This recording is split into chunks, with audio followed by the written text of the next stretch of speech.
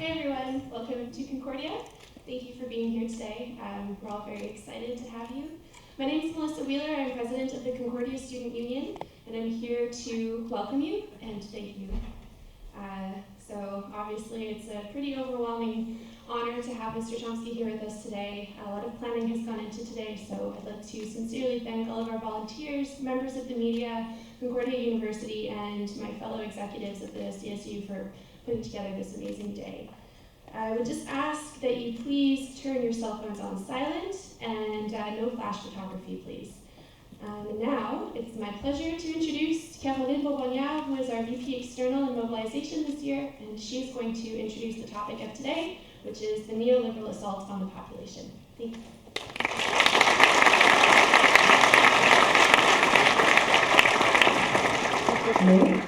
That works. Hi, everybody. Thanks for coming. This is very exciting. I just shaked Noam Chomsky's hand. Still a little jittery. It's okay. All right, here it goes. All right. Noam Chomsky is, by most measures, one of the most accomplished intellectuals of the 20th century. His impeccable and pioneering academic work in linguistics would alone have been enough to cement that status. But even more than his incredible academic work, Noam Chomsky presents to us all a nearly unique contemporary model of the truly radical intellectual. Despite the image of academics aloof in their white towers, Chomsky has lived and continues to live passionately engaged in the world.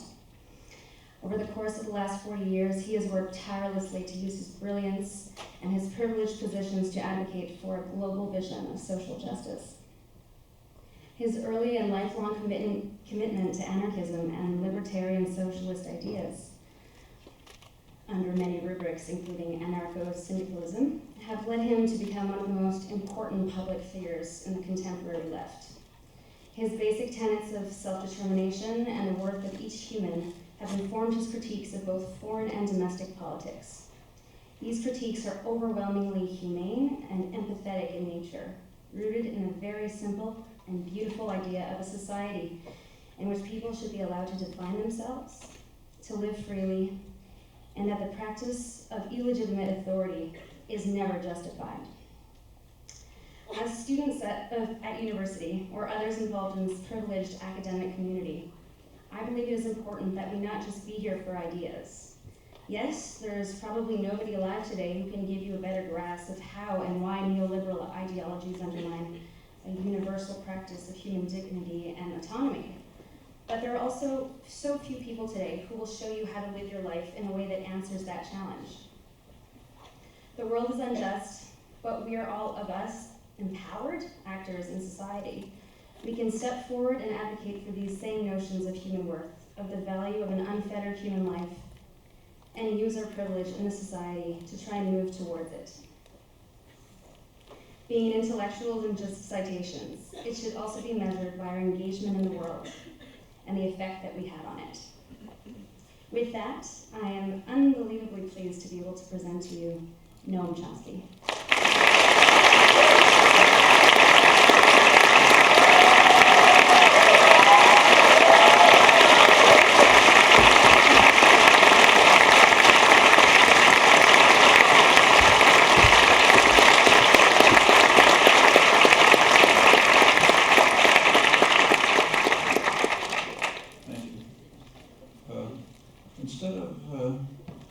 Discussing specific incidents and events, I thought it might be more useful to try to sketch out some of the general tendencies that are at work in our societies, tendencies that underlie a wide range of immediate crises, and more significantly, underlie threats to decent survival that unfortunately are by no means remote. The roots actually are much deeper, but I'll keep mostly to the last 30, 40 years. It's the period of what we might call the neoliberal assault on the population worldwide. It's taken many different forms, but the effects are pretty similar throughout. A sharp concentration of wealth, along with stagnation or decline for the general population, which increasingly lives a kind of precarious existence, the deterioration of social services, high unemployment, particularly among youth, whole generations being sacrificed, and a shredding of political democracy.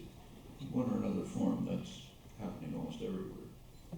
Actually, the bankruptcy of the neoliberal model, from the perspective of human life at least, is quite evident, even in the richest and most powerful country in the world, in fact, in world history, has incomparable advantages right next door to you. There are more than 20 million people who remain unemployed after several years. There are millions more who are underemployed. Many more than that have simply dropped out of the workforce in desperation. That gives the illusion that the unemployment rate is either steady or maybe even slightly declining, but that's almost entirely true to people just dropping out of the workforce.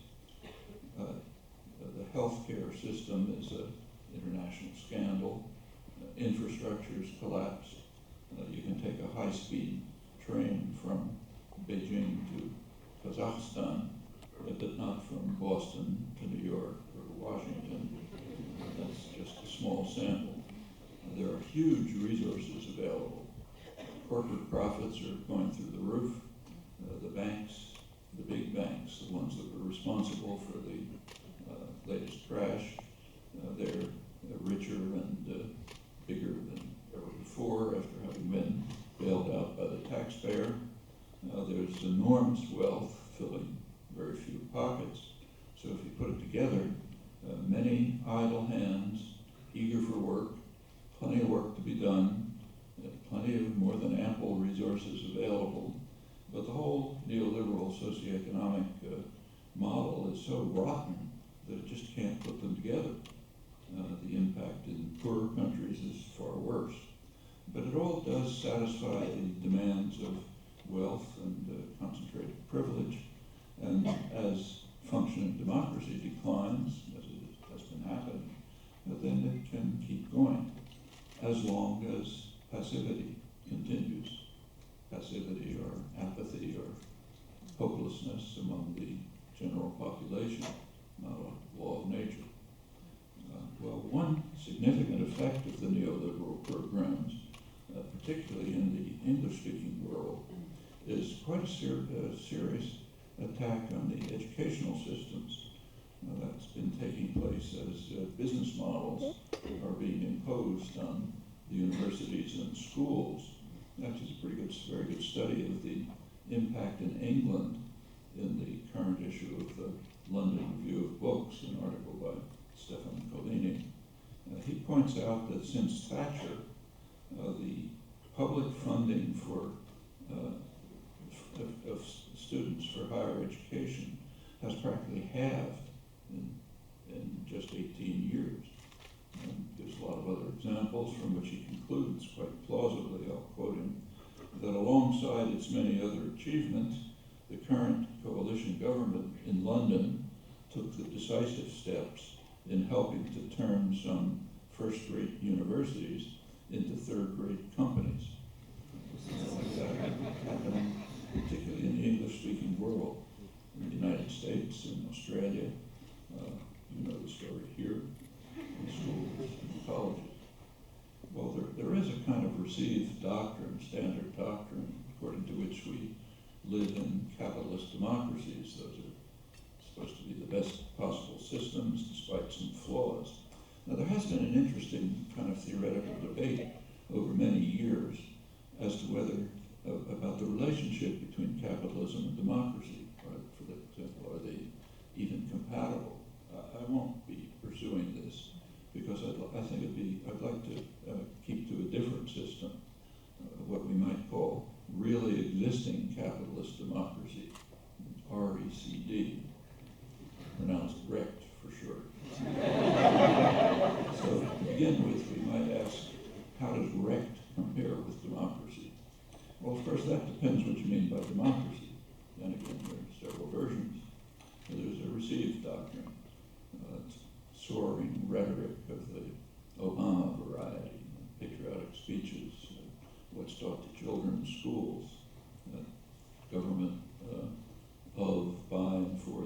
poll. That's one version. And it's pretty easy to compare that with RECT.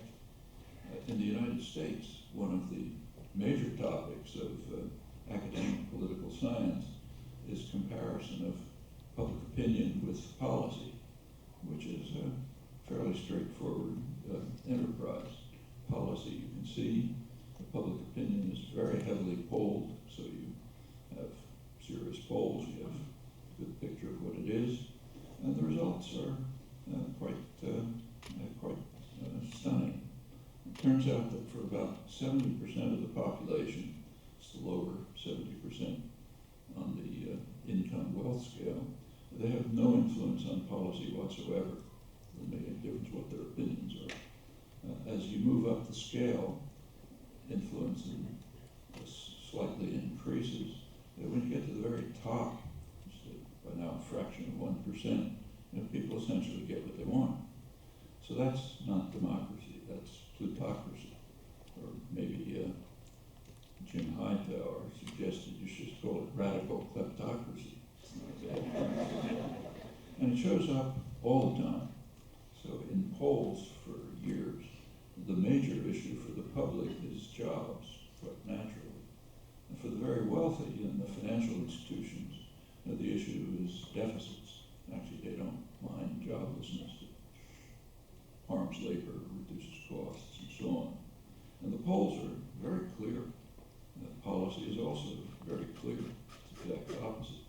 There's a laser-like focus on deficit reduction, which has good effects. It has the useful effect of reducing still further the weak benefit system. Obama speaks of a grand bargain in which Social Security and medical care, which are not very munificent to begin with, will be further attacked, further reduced. And it also undermines labor by creating what's called greater worker insecurity, which is very good for the health of the economy by economic measures. The term greater worker insecurity is from former Federal Reserve Chairman Alan Greenspan's testimony to Congress that is providing his recommendation for a healthy economy. Now, those are in the days when he was still in St. Allen, the greatest economist since Adam Smith. That's kind of forgotten since his religious doctrines led to the great crash of 2008. And there's the same disparity between public opinion and policy on quite a wide range of issues, domestic and international. So domestically, it takes, say, the minimum wage, which declined, real minimum wage declined very sharply since the 60s. There's one view that it should be indexed to the cost of living and high enough to prevent falling below the poverty line. And that's about 80% of the public, much smaller percentage of the wealthy, and it declines. And the same with the laws that facilitate union activity, the same on national health care. So when the latest so-called Obamacare was passed, almost 2/3 of the public favored a public option, just extending public care in the U.S., that would be Medicare, to the entire population, which would be very efficient, cost-effective, no snafus with computers, but Obama didn't even try. For 35 years, large majorities have held that taxes should be raised sharply on the wealthy and on corporations. Taxes steadily go down, and on. Consistently, also internationally, policy is the opposite of public opinion. That's a typical property of RECT. In the past, say 40, 50 years ago, the United States was described sardonically, but not inaccurately, as a one-party state, the business party, with two factions, Democrats and Republicans. That's no longer quite true. It's still a one-party state, the business party, but now there's only one faction, moderate Republicans, and they're called Democrats. The latest Democrats, if you think about it, are the moderate Republicans of a generation ago. Actually, Richard Nixon today would be so far on the left you couldn't barely see him. There is still something called the Republican Party, but it long ago abandoned any pretense of being a normal parliamentary party. It's just in lockstep service to the rich and the corporate sector. It has a catechism that everyone has to follow.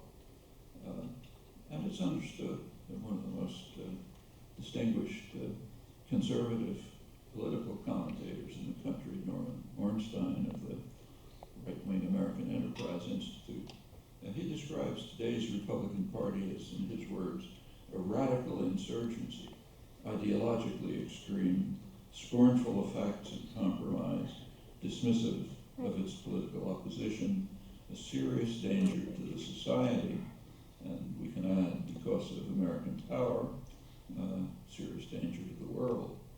Well, in brief, Recht is very remote from the soaring rhetoric about democracy, but it's worth bearing in mind that there's another version of democracy.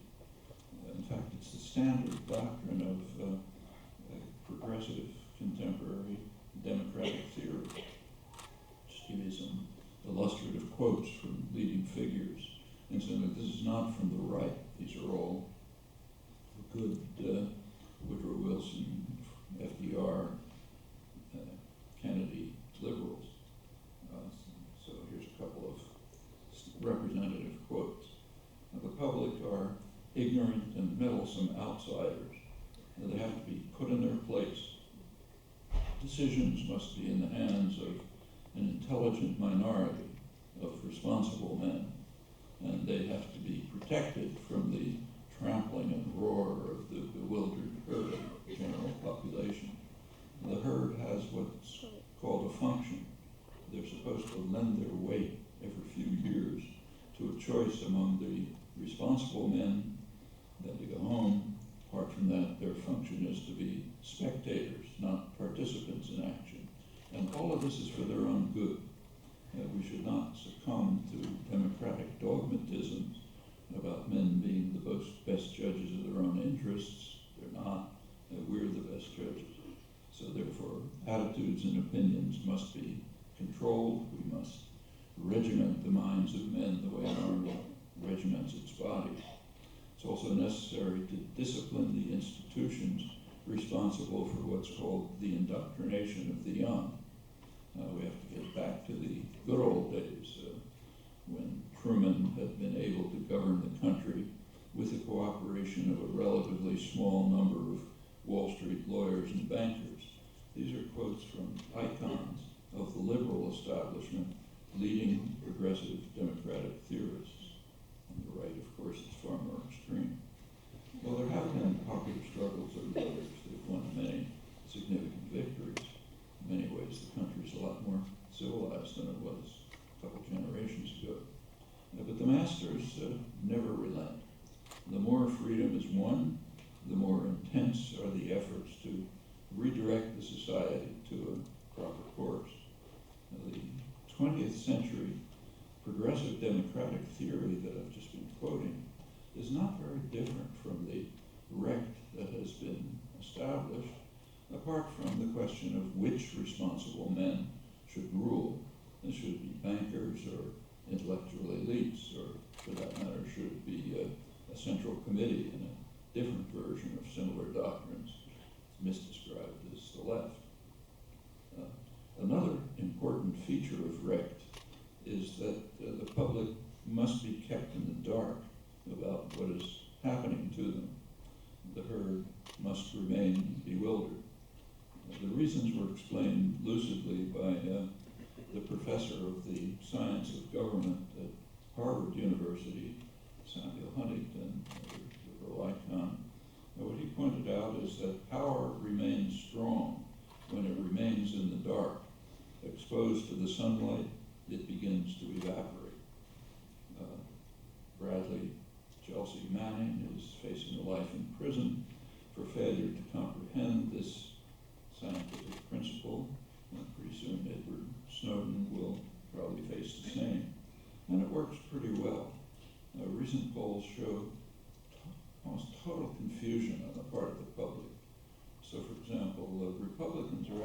preferred to Democrats on most issues when people are asked who you prefer.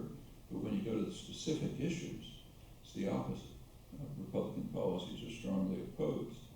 One very striking example, which I already mentioned, is attitudes on tax policy. The public, when asked, says they favor the Republicans on tax policy by a large majority, and that same majority opposes their policies. This goes along with an astonishing level of contempt for government, never been anything like it. Approval ratings for Congress hover around single digits.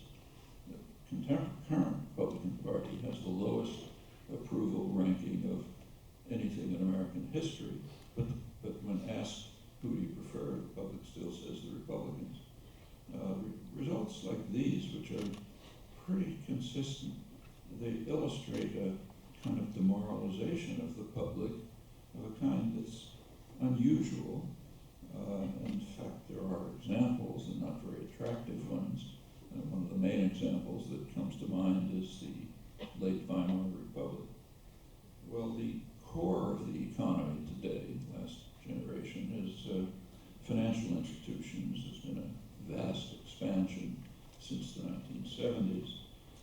Alongside of that has been an accelerated shift of production to places where labor can be more efficiently exploited. By 2007, right on the eve of the latest crash, 40% of corporate profit was in financial institutions, the institutions that were largely responsible for the crash. After the crisis, a small number of economists, some quite prestigious ones, pointed out that the economics profession hadn't really done much study of the impact of financial institutions on the economy.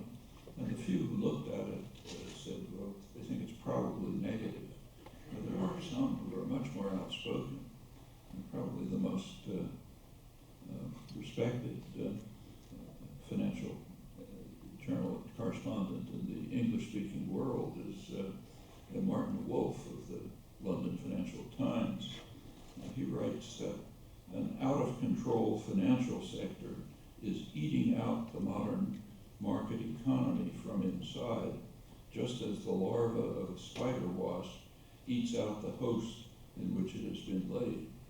There was a recent report in the main business weekly, Bloomberg Business Week, was reporting a study by the IMF, which found that the largest banks literally make no profit.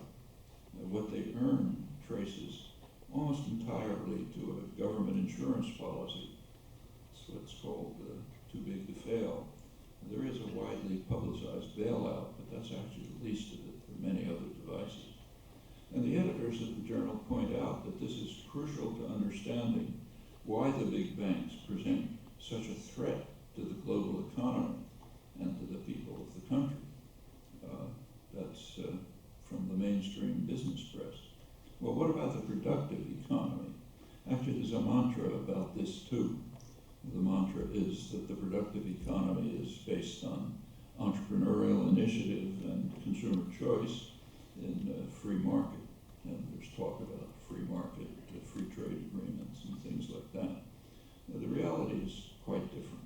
The free trade agreements have very little to do with free trade. In fact, little to do with trade altogether.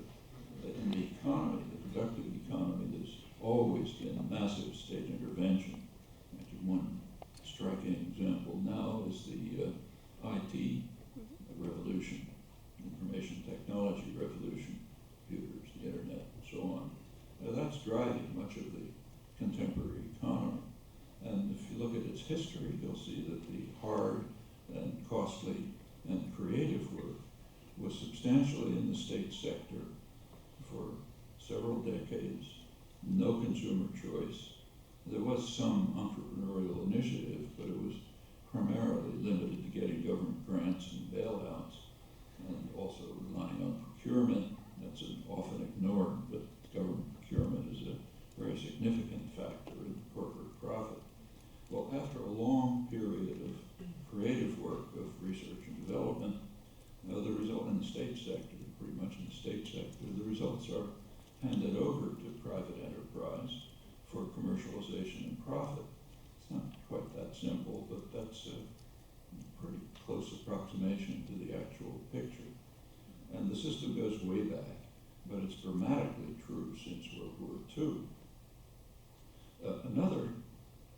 central and crucial aspect of RECT is concentration of capital.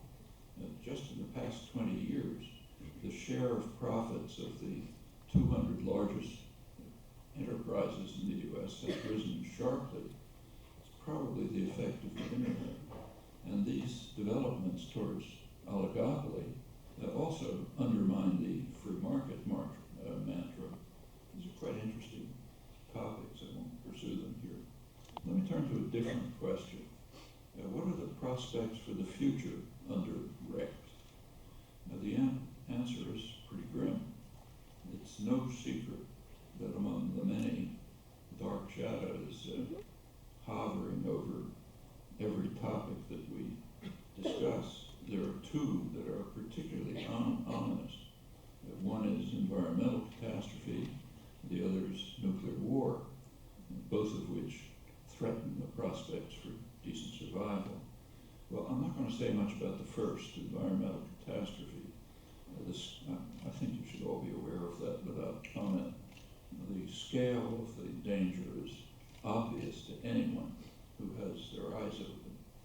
Those of you who read major scientific journals will be aware that just about every issue has more dire warnings than the last one. And they're very serious and imminent, a generation or two maybe. And there are various reactions to this. At one extreme, there are some who try to act decisively to prevent a possible catastrophe. At the other extreme, major efforts are underway to accelerate the catastrophe. And it's interesting to see who's involved in these.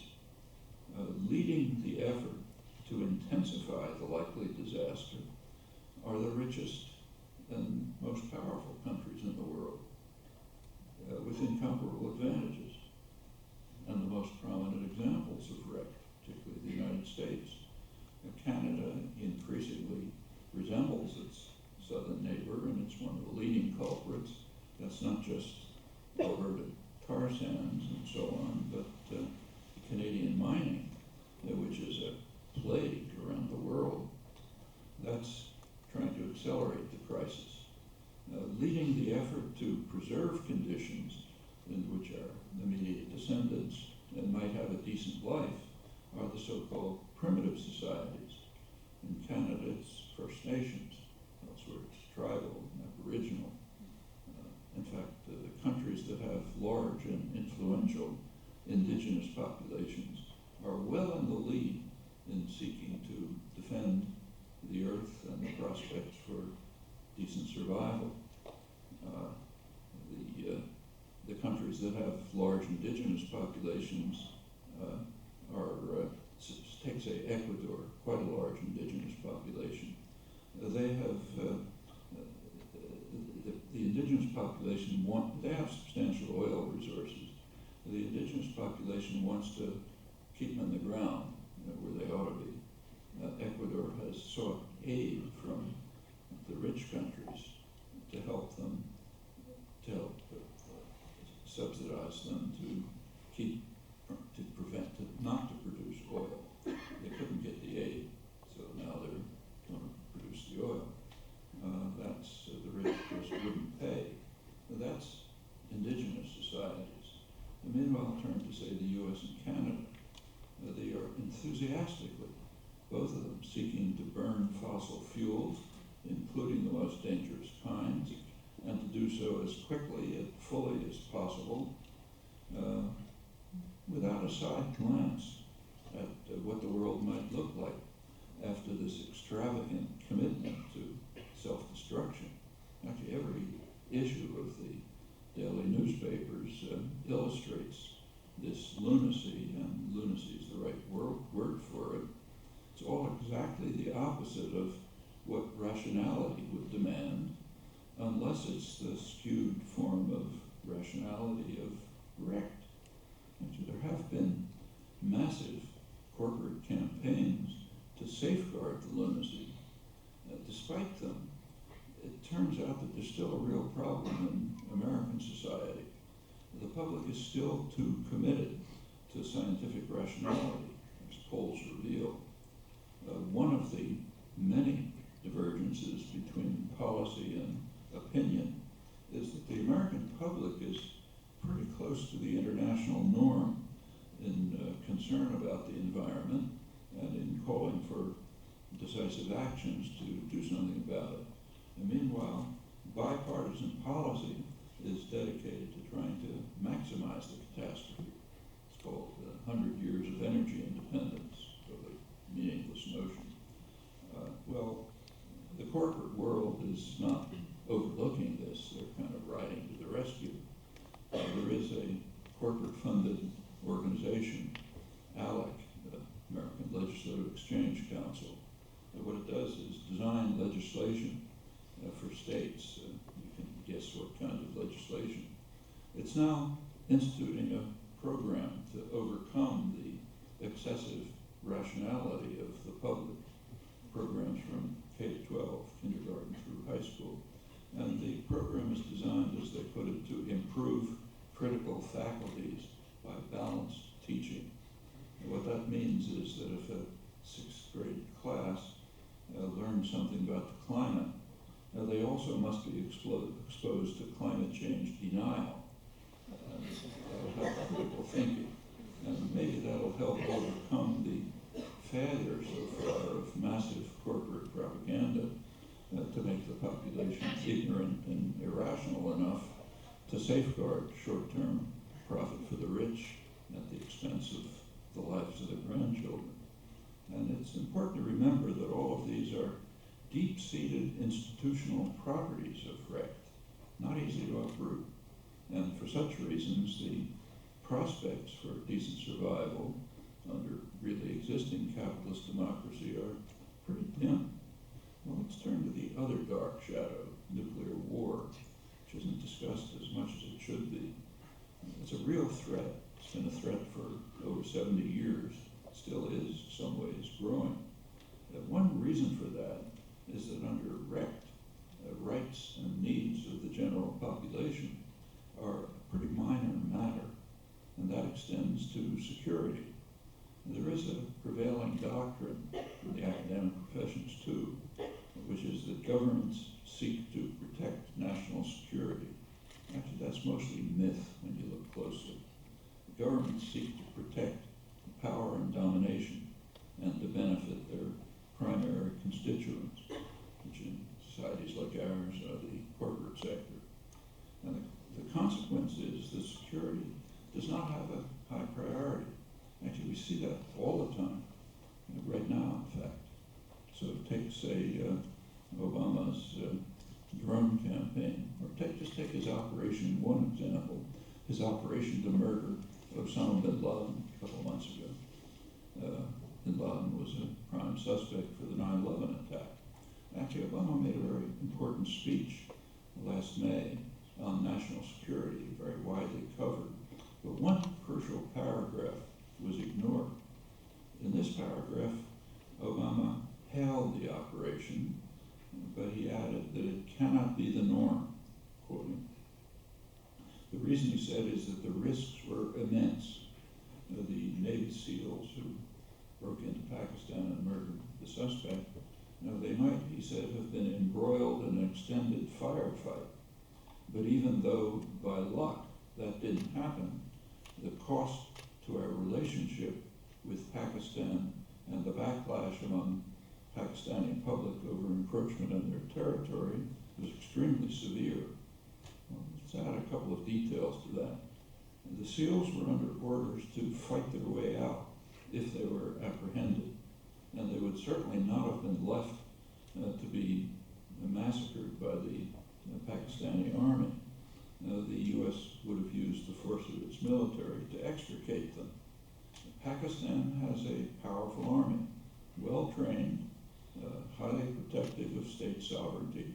Of course, it has nuclear weapons, and leading Pakistani and foreign specialists are quite concerned by the exposure of the nuclear weapons system to jihadi elements. Could have escalated to nuclear war. In fact, came very close. And while the SEALs were still in the bin Laden compound, the Pakistani Chief of Staff, General Kayani, was informed of the invasion which he assumed was probably from India. And he ordered his staff, his words were, to confront any unidentified aircraft. Meanwhile, in Kabul, General David Petraeus ordered U.S. warplanes to respond, his order, if Pakistanis scrambled their fighter jets. That's how close it was. Well, as Obama said, by luck it didn't happen, but the risk was faced, risk of nuclear war, and strikingly without any particular concern. Well, let's in fact go to the drone campaign. You should know, everyone should know, that Obama is now conducting by far the world's greatest terrorist campaign. That's what it is. It's a drone campaign targeting suspects, terrorizes communities, regions, whole regions. It's also a terror-generating campaign, and that's a common understanding at the highest level. It's understood that when you kill somebody in a community, you create many new enemies. Just take, say, the marathon bombing in Boston a couple months back. Everyone remembers that. And what is less known is that 2 days after the marathon bombing, there was a drone attack in Yemen. Now, usually we don't hear about the drone attacks, but this one happened to be publicized because by accident there was a young Yemeni man in the United States from the village that was attacked. And as it happened, he testified to the Senate Foreign Relations Committee. He reported that his village in Yemen had been subjected to several years of intensive jihadi propaganda to try to turn the villagers against the United States. But they didn't know anything about the United States except what he was reporting to them, which was pretty favorable. And then he added that this single drone attack to murder a suspect who was well known and could easily have been apprehended, that single drone attack turned the villagers into people who hate America and want to take revenge. And that's the way you can create terrorists. Well, right now, the government is defending the massive surveillance operation that's been revealed, and the grounds are that it might apprehend terrorists. So let's imagine that there were a free press in the United States or Canada or Australia. The headlines would be ridiculing this claim on the very simple grounds that the policy is designed in such a way that it amplifies the terrorist press. In fact, even instant destruction by nuclear weapons has never been a high concern for state authorities. And the record on this is pretty striking. You should think about it. So let's go back to, say, 1950. At that point, the U.S. was overwhelmingly powerful militarily, enormous security. There was one potential threat, ICBMs with hydrogen bomb warheads. There's a standard history of the nuclear weapons system by McGeorge Bundy, who's National Security Advisor for Kennedy and Johnson. He had access to the highest level documents. But one of the things he points out, just kind of in passing, 2 or 3 sentences, is that of course the U.S. military understood, U.S. intelligence understood the nature of this potential threat, but he could not find even a staff paper, any mention in the record that anyone ever considered it. Anyone ever considered, for example, trying to negotiate a treaty with the Russians to ban production of these weapons, which they might very well have accepted. They were so far behind technologically, they might well have accepted it. But nobody even considered it. There was no consideration of the one potential threat to the country which could have wiped it out. And that's pretty typical. When you go on a couple of years to the late 1950s, Prime Minister Khrushchev, who'd taken over, realized how far behind the United States Russia was in military power, and he offered, first to the Eisenhower administration, a sharp reduction in offensive weapons. Eisenhower didn't pay any attention. Khrushchev repeated the offer to the Kennedy administration, and furthermore began unilaterally to reduce offensive weapons. Kennedy administration did consider it, rejected it, and responded instead by increasing offensive military capacity. Actually, that's one of the factors that led to the Cuban Missile Crisis in 1962, effort to kind of rebalance the overwhelming U.S. advantage. There was another motive there, too. It was the huge international terror campaign that Kennedy was waging against Cuba, a campaign to bring the terrors of the earth to Cuba, as it was called. Robert Kennedy, the president's brother, was in charge. It was his prime responsibility. And that campaign was scheduled to lead to an invasion in October 1962, an invasion in which the U.S. would participate. It's probably known to the Cubans and the Russians, and that's when the missiles went in. I won't describe what happened next, but we came very close to nuclear war, very striking.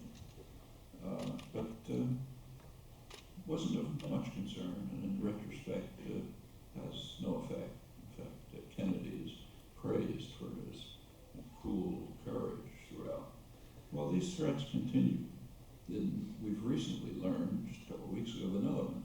In 1971, Pakistan was carrying out huge massacres in what is now Bangladesh and East Pakistan. Millions of people were under attack. And finally, India invaded to put an end to the atrocities. And the United States was infuriated. Kissinger was a security advisor, and Kissinger, in fact, actually wanted to use nuclear weapons to punish India for having ended the atrocities. And Nixon kind of held him back. He thought that mass famine would be enough of a punishment. 2 years after that, in 1973, Kissinger did call a nuclear alert. And Nixon probably didn't know about it. He may have been drunk at the time. I'm not exaggerating. Kissinger called a nuclear alert. This was the last stages of the Arab-Israeli war in 1973. What had happened was that Russia and the United States agreed to impose a ceasefire. But meanwhile, Kissinger, on the side, informed Israel that they didn't have to bother living up to it. They could keep at war. And Kissinger was afraid that the Russians might respond in some fashion, so he called a nuclear alert to intimidate them. Well, fortunately, they didn't respond, so we're still here to talk about it. 10 years later, early 80s, Ronald Reagan had the bright idea of probing Russian defenses by simulating air and naval attacks on Russia. Well, this naturally caused quite considerable alarm. They didn't know how serious it was. That unlike the United States, Russia, of course, is quite vulnerable. It's repeatedly been invaded and virtually destroyed. That actually led to a major war scare in 1983. That was known, but there are some newly released archives, Russian archives, that reveal that the danger was even more severe than had been assumed. There's a current CIA study. It's entitled, "The War Scare Was for Real." U.S. intelligence may have underestimated the threat of a Russian preventative nuclear strike. It almost became a prelude to a preventative nuclear strike, according to the Journal of Strategic Studies.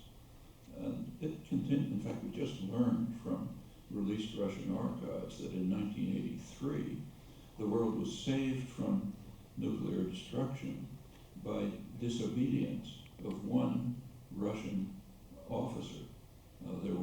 They have automated response systems which work much more poorly than ours, and ours don't work very well. And there was a signal from them that they should launch a nuclear strike. There was a signal saying the U.S. is attacking. And there is human intervention. This particular guy, Petrov, was supposed to send the signal. He decided to disobey orders. Again, that's why we're sitting here. These things continue constantly. Most recent example is the bin Laden assassination, most recent one we know about. Well, there are new threats waiting, and it's actually worth looking at official doctrine, public official doctrine, which is rarely discussed. For example, there was an important study by Clinton's Stratcom, Strategic Command, in charge of nuclear weapons. It's called Essentials of Cold War Deterrence. I'll quote from it. It's about the role of nuclear weapons in the post-Cold War era.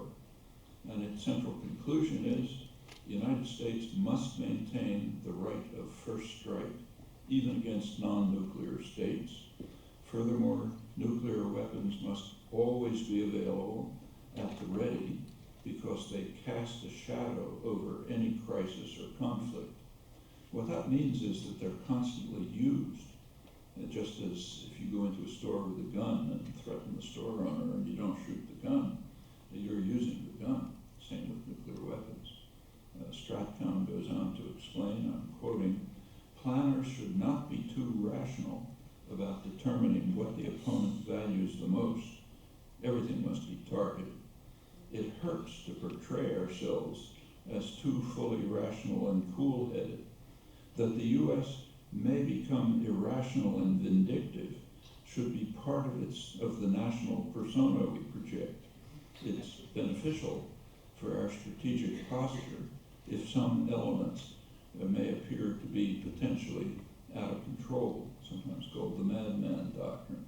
Well, again, Western intellectuals and the media can choose to avert their eyes, but potential targets really don't have the luxuries of the privileged and the powerful.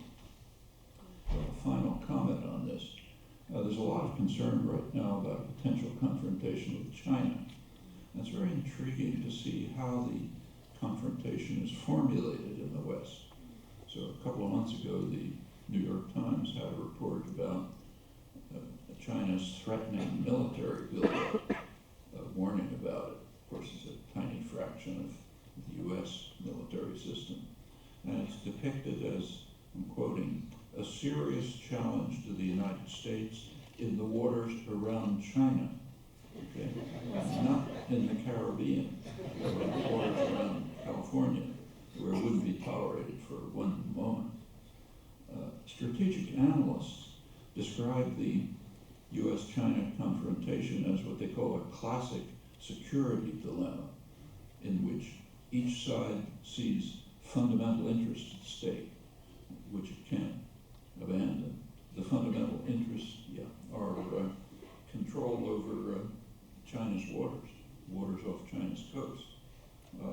Well, that's the U.S. policy of controlling those waters is considered a defensive position in the West. China sees it a little differently. This classic security dilemma makes perfect sense on the assumption that the U.S. has the right to control the world, and that what U.S. security requires is something like absolute global control. Well, a final comment to put this in historical perspective. Next year we'll begin to commemorate the 800th anniversary of Magna Carta, Foundations of Modern Law. And we won't be celebrating the occasion. We'll be more likely interring what's left of its bones after Bush and Obama and their colleagues elsewhere have finished ripping off the flesh. Magna Carta had two components. One of them's pretty well known. It's called the Charter of Liberties. The other, less known, is the Charter of the Forests. The first, Charter of Liberties, formulated fundamental principles of law, such as what's called presumption of innocence. State cannot punish until guilt has been established by a speedy trial before a jury of peers in an honest court. These rights were extended over the centuries. Past decade, they've been eviscerated, now being shredded with very little comment. More interesting is the second charter, the Charter of the Forests. That called for protection of the commons from the depredations of authority. The commons were the traditional source of sustenance and welfare. It was carefully nurtured by the public in common over centuries. It's been steadily dismantled under the capitalist principle that everything has to be privately owned. Canada's in the lead in is also a perverse doctrine associated with the picture you've heard. It's called the tragedy of the commons. What it holds is if the things are held in common, they'll be despoiled, so therefore they have to be privatized. Just the merest glance at the modern world shows it's quite the opposite. It's privatization that's destroying the commons. The indigenous populations of the world, as I mentioned, are in the lead in trying to save Magna Carta from final destruction by its inheritors and the prospects for decent survival with it. Well, this is a pretty grim picture, but there are shafts of light, and as always through history, there are two tendencies, two trajectories. One is towards oppression, destruction, the other is towards justice and freedom. And the question is, which one is going to prevail? We can adapt a famous phrase of Martin Luther King's, there are ways to bend the arc of the moral universe towards justice and freedom. By now that means even survival, but not without dedicated and committed effort, the kind that's up to you.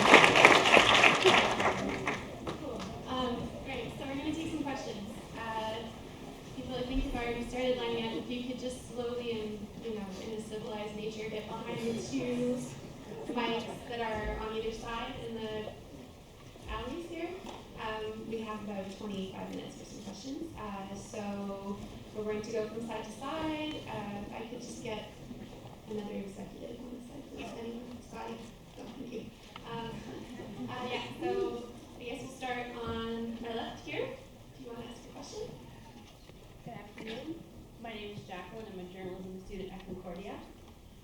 My question is regarding a couple of topics you mentioned, namely the general apathy and hopelessness of the general public in the face of being wrecked, as well as widespread contempt for government.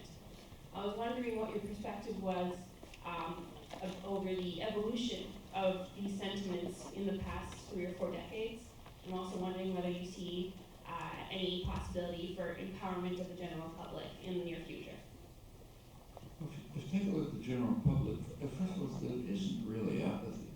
There are a lot of places where it's quite the opposite.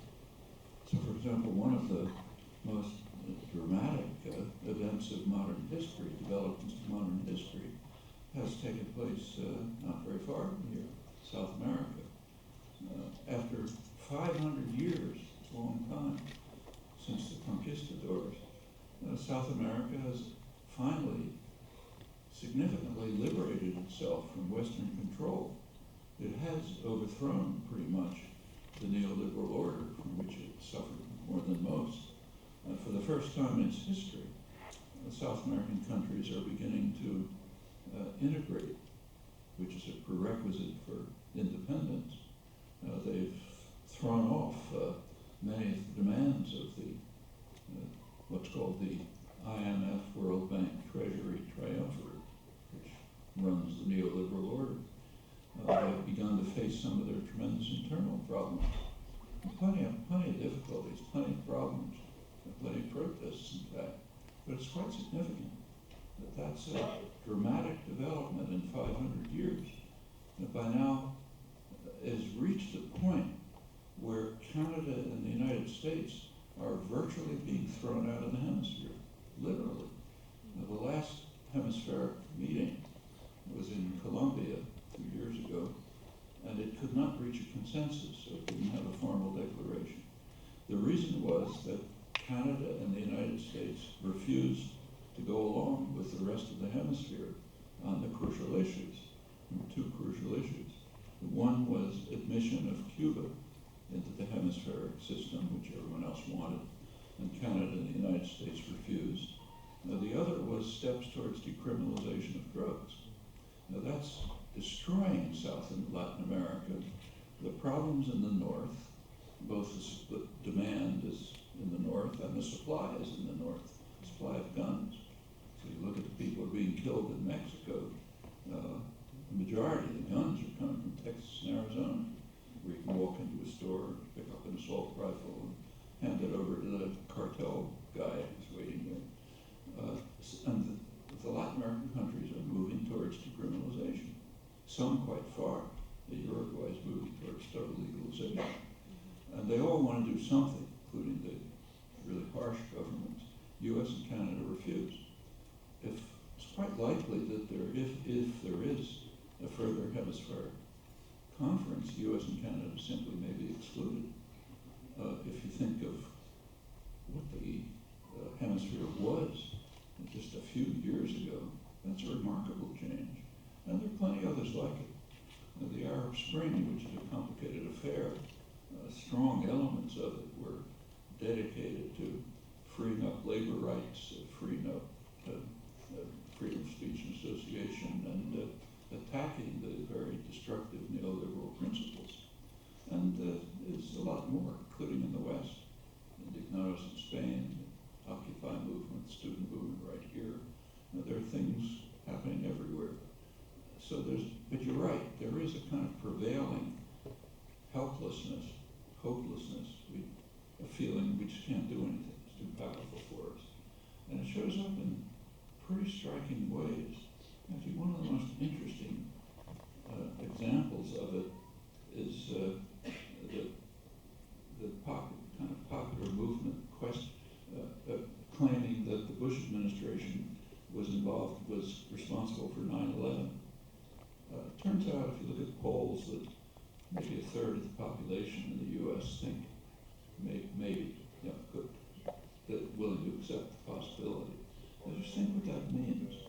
That means a third of the population, say, is willing to believe that we're run by homicidal maniacs who want to murder all of us. And there's absolutely nothing we can do about it. So it's not a demonstration, not a protest, not a petition, nothing. Okay, that's the way it is. We can't lift our fingers. Well, that's real pathology. And you know exactly how to deal with it. Exactly the way that was done right here a year or two ago with the student strike and everything it led to. That's the way to do it. And it can be very effective.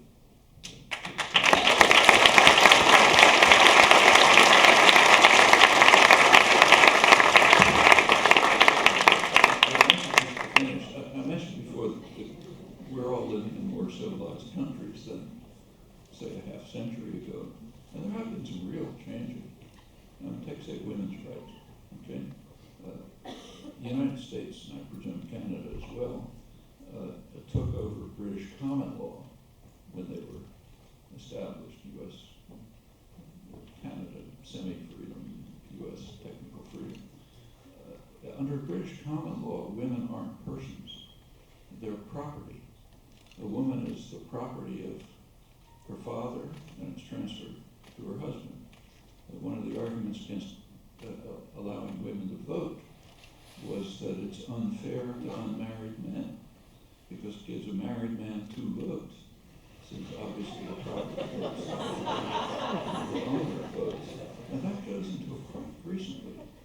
I don't know the Canadian laws, but in the United States, it was in 1975, not that far back, that women were declared by the Supreme Court to be persons, peers. They could serve on federal juries, supposed to be a jury of your peers. Well, and by now it's changed a lot over 50 years. That's half the population, and it's quite a significant change. It shows up all over the place. I don't know what this university was like 50 years ago, but mine, MIT,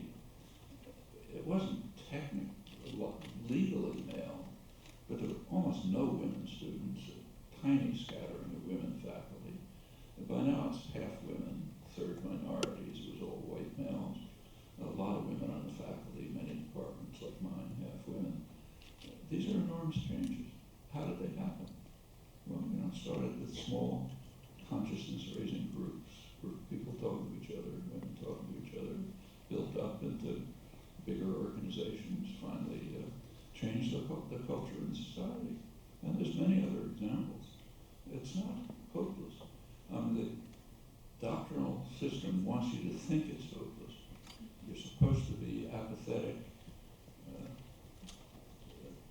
feeling that obedient, feeling there's just nothing can be done, it's horrible, that nothing can be done, it's too powerful. And it's not true. Power is very fragile, can be overthrown easily. Thank you very much.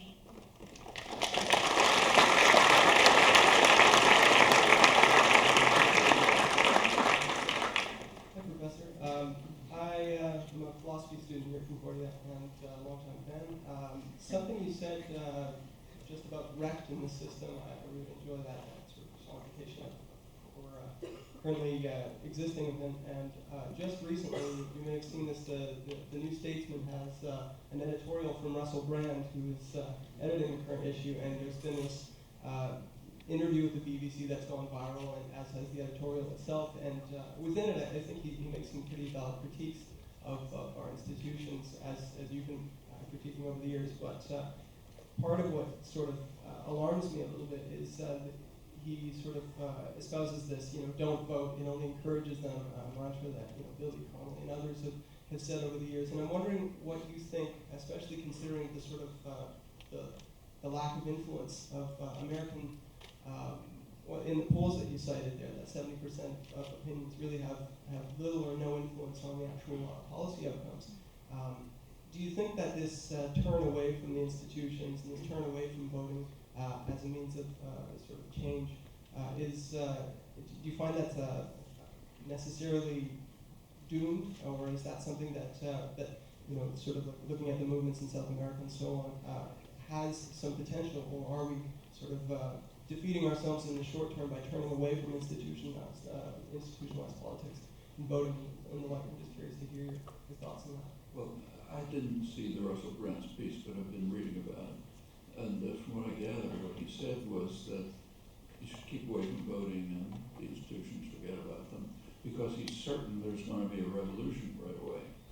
Well, if you're certain there's going to be a revolution right away, then don't bother voting. You don't have his certainty. You have to deal with the world as it is, and not like the way you would like it to be. And dealing with the world as it is does have better and worse choices, or maybe worse and less worse choices. And sometimes that matters. That can matter a lot. In countries as powerful as ours, a small change in politics, or a small change, can magnify into big impacts on others. And you have to take that into account in the real world, because we live in this world, not some imaginary world in which we're certain there's going to be a revolution tomorrow. I mean, I like this firebrand speech, so it's kind of fun, but if you think about it, it's not a rational account of what's happening. And it's one of our few weapons, is rationality and accuracy. We don't have physical power.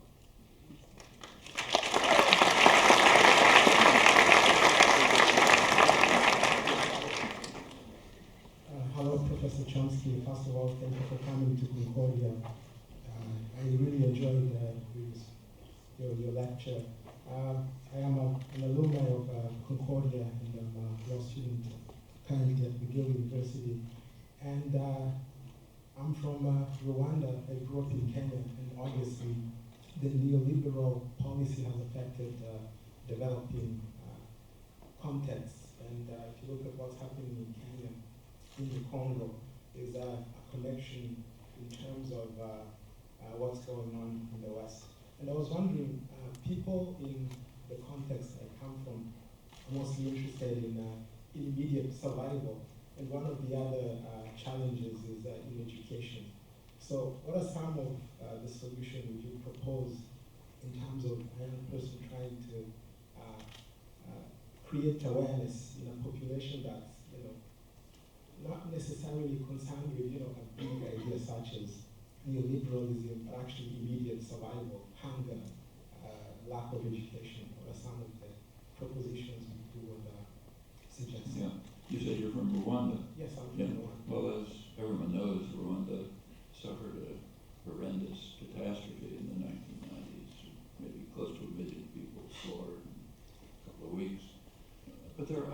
aspects of that that are not discussed and should be, and I suspect you know about them. It didn't come from nowhere. Actually, I was writing about it in the 1970s. Actually, it was in Burundi at the time. There was the same conflict. That was a time when you could have done something about it. In the 1980s, something was done about it by the West, namely intervention to make it a lot worse. It was called it was the neoliberal programs. The World Bank and the IMF imposed harsh structural adjustment programs in the 1980s. And these have the usual effect. They harm the economy, they harm the society, but they also exacerbate ethnic tensions. When you put a clamp on places, tensions that might be there tend to become worse. It's happened in Rwanda. It's part of the basis for what then finally broke out a couple of years later. The same things happened elsewhere. Same thing was happening in Yugoslavia in the 1980s. Same programs, same effects. Part of the background for the atrocities that took place there later. These are things for us to think about. We're not without responsibility for what happens. That's even aside from the tradition, the colonial tradition, which was horrendous in Rwanda, Belgium, so on. These are things we should keep in mind. These atrocities and crimes, they don't come from nowhere. And our role is typically pretty significant. It's true right now, too. So take, say, Canadian mining operations, which are just a disaster all over the world. They're a large part of the reason why you're getting tribal revolt wars, tribal revolts, uprisings, with the possibility of survival being destroyed by building a gold mine. So some Canadian plutocrats can become twice as rich. It's not abstract. In fact, let's go to Congo. Congo is the worst disaster in the modern period. Nobody really knows. It's not. We don't investigate things that aren't nice. We investigate them if it's somebody else's crime, but not if it's ours. Maybe 4 or 5 million people have been killed, something like that, in the past decade. They're being killed by mostly by militias. Actually, Rwanda's playing a significant role in this, as you know. The United States is backing Rwanda, which is playing a big role in the Eastern Congo atrocities. But there's another element, like I'm sure all of you have cell phones. If you take your cell phone apart, you'll find coltan and other minerals in it. But they come from Eastern Congo.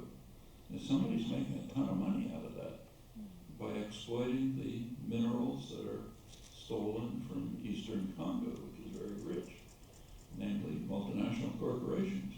Now, they're not shooting the bullets, but they are behind the militias that are tearing the place to shreds and are in league with no formal treaty, but they're in informal relations with the big multinational corporations that are giving us all our cell phones and the other things we like to play with. That's a connection. It isn't investigated for a very simple reason.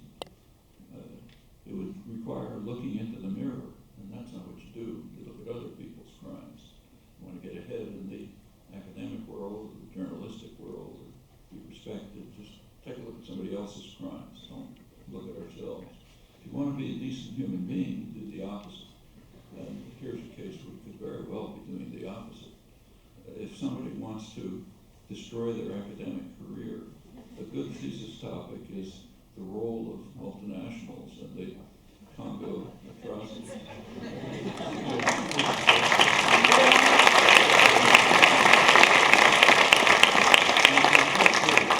sure you know a lot more about this than I do, but I think these are important things for us to bear in mind. Thank you.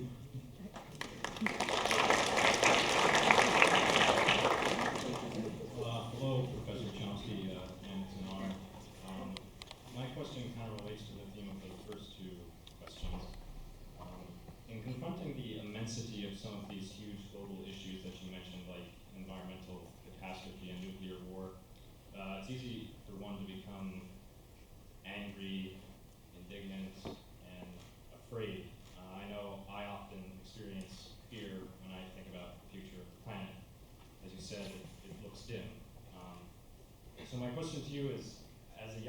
person in the Western neoliberal world, how can I and others like me influence public policy and make good change in the world without selling my soul to the plutocracy and the 0.5% that actually controls the influence? Well, selling your soul is a funny notion. Okay. I'm at MIT. For decades, when I got there in the mid-1950s, it was almost entirely funded by the Pentagon. And that remained true into the 1970s. Actually, Pentagon funding declined, and funding from the National Institute of Health increased. And there's a very good reason for it. Pentagon funding was a cover for inducing the taxpayer to pay the costs of the future profits of Microsoft and Apple, essentially what it amounted to. The taxpayer-funded research was developing computers, internet, microelectronics, satellites, lasers, and so on, went on for decades. And the Pentagon was a good cover for it. You could tell people they're defending themselves from the Russians or something. And it did develop the high-tech economy. By the 1970s, the cutting edge of the economy was shifting from electronics-based to biology-based. So you have to have some other cover for inducing the population to pay for the future profits of pharmaceutical corporations, for genetic engineering, so on and so forth. So you got a shift in funding. Well, are you selling out your soul by working there? I don't think so. In fact, while MIT, the lab that I was in, happened to be 100% funded by the three armed services, it was also the center of the world center of academic resistance, not protest, but resistance to the Vietnam War. Supported draft resistance, tax resistance, in and out of jail. I was too, but and that was going on in the same lab that was funded by the three armed services. Well, I think there's a lesson there. It doesn't really matter who's funding you. What matters is what you do. What do you do? I have a friend who's an investment banker, who's one of the most radical people around. He uses his capacities for organizing, for funding, for rights radical economics. But he happens to work as an investment banker. Okay, I prefer that to having living off somewhere, raising his own food on a farm in Montana. I mean, I think these are the things you got to think about. What are you doing? What are you actually doing with the choices that are available to you? And what are you But that's just a question we each have to answer in our own ways. I don't think there's anything general to say about it. But we have to recognize that we are in this world. We can't pretend we're in another world. Thank you, Professor.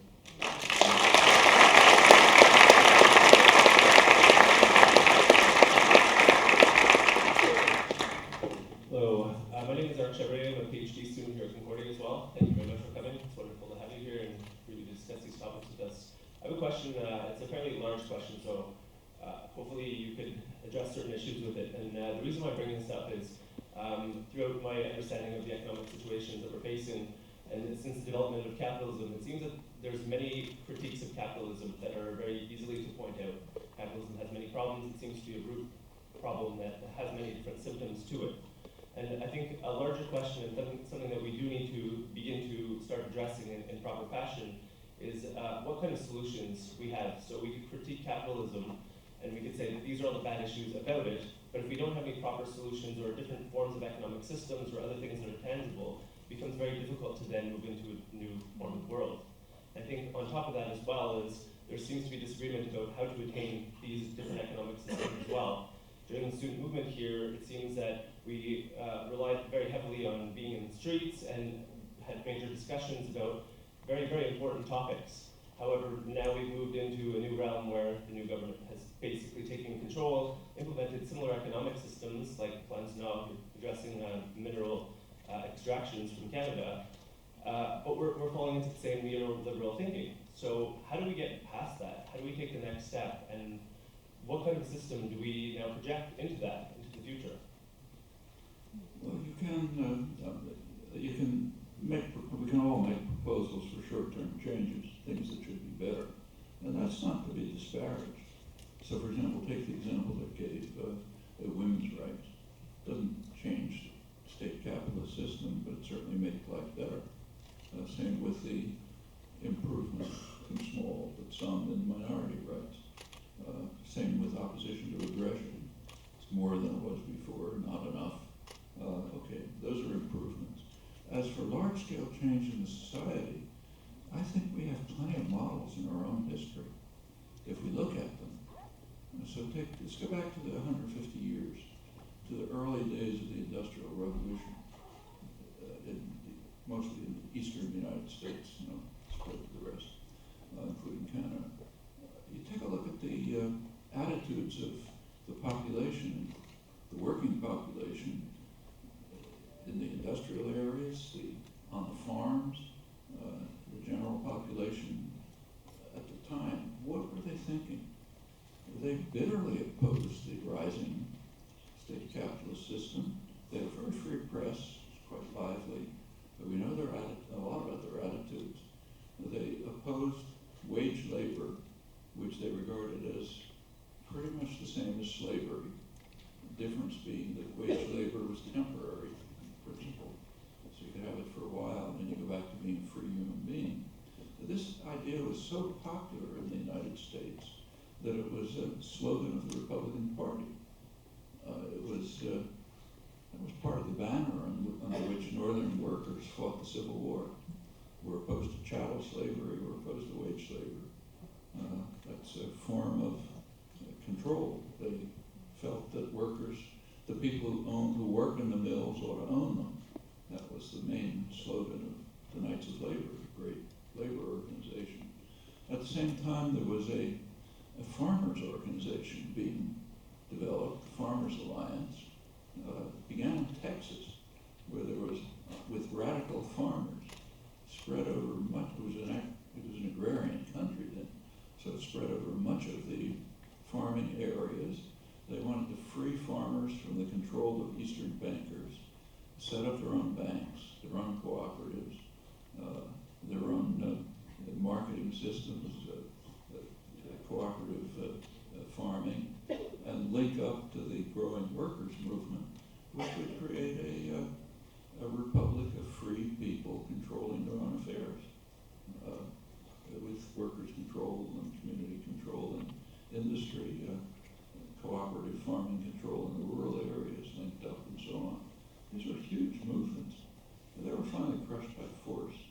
In fact, Canada gained from it. A lot of the radical farmers in the Midwest and the South did emigrate to Canada and became kind of part of the core of Canadian social democracy around the turn of the century. But that's all back, it's not that far back in our history. And I don't think it's far back in people's consciousness. I think it's just below the surface. And as soon as the opportunity arises, that's the development that people quite happily and willingly move into. Actually, it's happening now. It's gone on for a long time in Canada, the big cooperative movement in the Atlantic provinces and so on. But it's going on in the United States. This substantial growth of worker-owned enterprises in parts of the old Rust Belt, Cleveland and northern Ohio, it's expanding. Not huge, but it's expanding. It's an alternative model. It's a radical alternative model, but one that's deeply rooted in history and easily understood in popular consciousness, and it could lead to massive changes.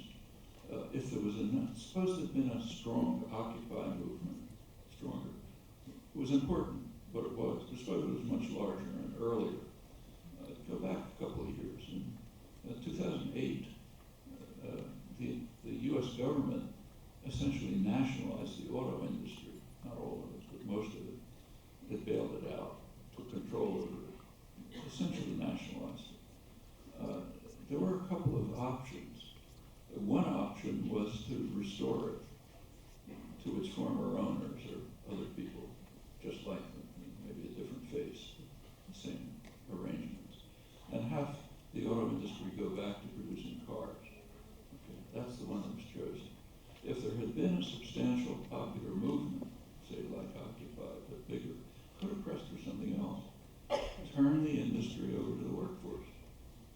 let them do something that's needed. Like, for example, decent mass transportation. There's a wreck in the United States, to mention some examples, but it's all over. Not producing more cars for traffic jams, but producing mass transportation to deal with the environmental problem, but also with people's comfort. It's a lot easier to sit in a subway for 10 minutes than to sit in a traffic jam for an hour. And I think people will respond to that. It would have been quite possible if the population had been more organized and active, to press for taking the industry over and turning it to something constructive instead of destructive. And there are things like that all the time. They're right on the border, but you have to do something about them. And notice that those are not small changes. These would be very radical changes that yield a completely different socioeconomic system. But they're not too far from reach. It's not a matter of, there's going to be a revolution tomorrow. It's possible to create the seeds of revolutionary change right in the present society. And I think there are plenty of ways of doing that. Thank you very much.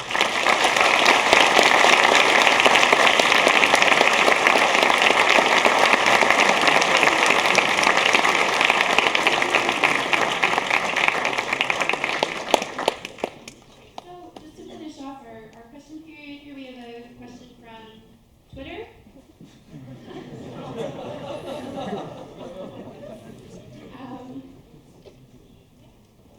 Cool. So I think this is from somebody who is in our overflow room over in the MP building. So Mr. Chomsky, the question is, do you understand the inequality of class structure to have been institutionalized in the founding of America?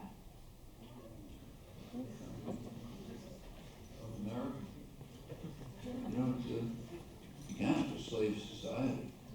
You can't get more unequal than that.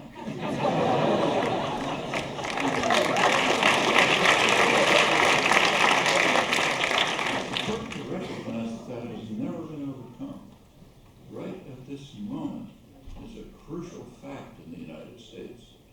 Part of the reason why the government is what's called dysfunctional, isn't working. A large part of that goes right back to slavery. And just take a look at the last election, 2012. Take a look at the map. The map that came out the next day in the papers, the red states and the blue states. What do you see? You see the Civil War, literally. The red states are overwhelmingly the slave states in the Civil War. That war is still being fought. And it's one of the reasons why the United States has never developed class politics. There's never been a labor party, and not that the labor parties are all that amazing, but there are countries that have parliamentary labor parties, that have socialists in parliament and so on. Not the United States. And one of the main reasons is it has never escaped slavery in the Civil War. The parties are sectional parties, not class parties, which means they're very easily taken over by major corporate business interests when there's no class basis. The slogan back in the late 19th century was, you vote the way you shoot. And that remains true. You go to places like, say, Mississippi, poorest state in the country. It's the recipient of more federal aid than any other state. But the majority of the population there, probably certainly a large number, would be perfectly willing to see the state go totally down the tube if they could destroy Washington and win the Civil War. So that's a lot of what's going on in the United States. And the effect of slavery was never really overcome. I don't know how much of you know the history. It's worth looking at the history. Technically, the Civil War led to amendments that freed the slaves. And it lasted about 10 years formally. After that, a compact was reached between the North and the South, which enabled the slave-owning states to do whatever they felt like. And what they did essentially was criminalize black life. So they instituted legal procedures which essentially made every black male certainly a criminal. Like if a black man standing on the street corner can be arrested for vagrancy. $10 fine, which is a lot of money then, which you can't pay, and there's a corrupt judge, and pretty soon he's in jail forever. And if he looks the wrong way, or somebody says he's looking the wrong way at a white woman, attempted rape, you're in jail forever. And pretty soon they had most of the black male population in jail, literally. That was a workforce. It was a slave labor force. It's a large part of the American Industrial Revolution, if you look at it. Mining, U.S. steel industry, a lot of it developed in the former slave states with a wonderful workforce. For the owners, it was better. We were familiar with the chain gangs. Everybody remembers them. You know, that's the agricultural part, but it was also in the industrial part. For owners, it's fantastic. If you own slaves, they're capital. You have to maintain them. You have to make sure they survive till the next year. You know, if the government owns the slaves, they're in jail. That's perfect. You don't have to pay for them. You don't have to do anything for them. State will somehow provide for them. You just make the profit. But that went on until the Second World War. The Second World War, they needed free labor, you know, for the wartime industry. Okay, then it changed. Then you get the big southern immigrations up to the northern cities, the slums. But what's happened since? Well, for about 20 years, there was a period of substantial and egalitarian growth. Pretty egalitarian. You had the New Deal measures, very high growth rates.